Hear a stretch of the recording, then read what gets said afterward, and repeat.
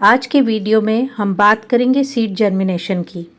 आप में से बहुत सारे गार्डनिंग लवर्स होंगे जो बीज तो उगाते हैं, धनिया, मेथी, ताकि अपने ही ग्रीन्स घर में उगाए जा सकें, लेकिन वो जर्मिनेट नहीं होते। ऐसे में हम बहुत मायूस हो जाते हैं। सीड जर्मिनेशन को अगर आसान भाषा में समझें तो एक बीज से एक पौधे तक के सफ़र को सीड जर्मिनेशन कहा जाता है। इसके 5 प्रमुख स्टेप्स हैं। पहला स्टेप है किसी भी बीज जिसे हमने उगाना है उसे रात भर पानी में भिगोया जाता है। इससे क्या होता है कि जो पानी है वो बीज के अंदर सोख लिया जाता है और जो डोरमेंसी है वो ब्रेक हो जाती है। दूसरे स्टेप में जो एंजाइम्स हैं जो इस बीज के अंदर होते हैं वो एक्टिवेट हो जाते हैं और बीज अंकुरित होने के लिए तैयार हो जाता है। अगर अब कंडीशंस फेवरेबल हैं तो सीड प्लूम्यूल और रेडिकल बना देता है। जो रेडिकल है वो रूट सिस्टम बनाता है और जो प्लूम्यूल है उससे लीफलेट्स, छोटे छोटे पत्ते आने शुरू हो जाते हैं। यही वो टाइम है जब हम अपनी सीडलिंग्स को ट्रांसप्लांट कर देते हैं किसी पॉट में। कौन सी ऐसी गलतियां हैं जो सीड्स को जर्मिनेट होने नहीं देती हैं?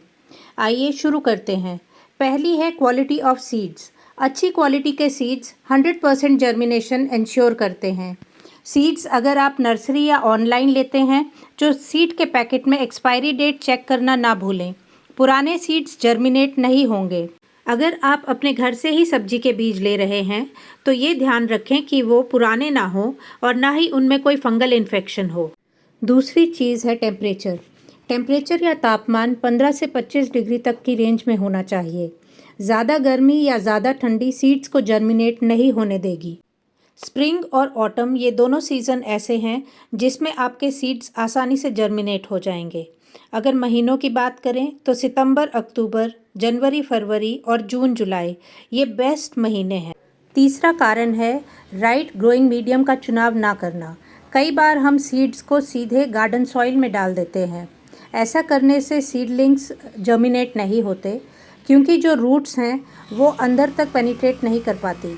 कारण ये है कि जो मिट्टी है वो हार्ड होती है या उसके अंदर इतने फंगस या माइक्रो ऑर्गेनिजम्स होते हैं जो सीड्स को पनपने नहीं देते। कुछ लोग सीड्स जर्मिनेट करने के लिए सिर्फ कोकोपीट का यूज़ करते हैं। कोकोपीट एक बहुत अच्छा ग्रोइंग मीडियम है लेकिन वो पौधों की न्यूट्रिशनल नीड्स को फुलफ़िल नहीं कर सकता।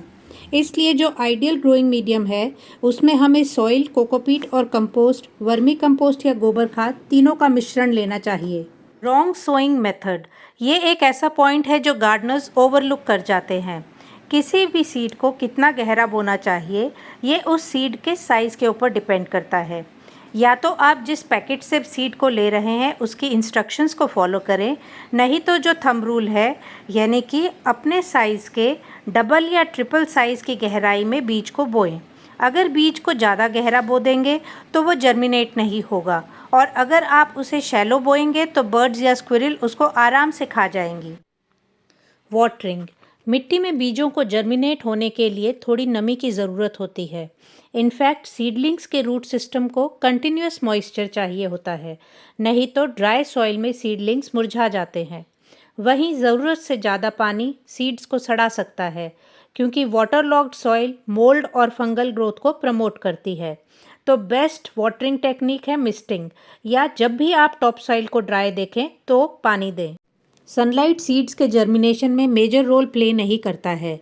आपने देखा होगा कि सीड जर्मिनेशन के लिए डार्क, डैम्प और वार्म कंडीशंस चाहिए, लेकिन जब सीडलिंग स्टेज शुरू होती है तब आपको हार्डनिंग ऑफ मेथड फॉलो करना चाहिए। किसी भी ग्रीन हाउस या इंडोर सीडलिंग को ग्रेजुअली सनलाइट में एक्सपोज करना चाहिए।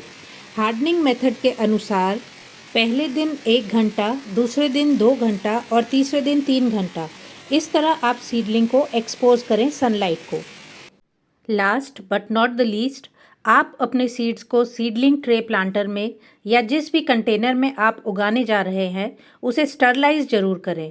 पुराने प्लांटर्स में कई बार सॉल्ट डिपोजिशन हो जाता है या फंगल और मोल्ड ग्रोथ हो जाती है।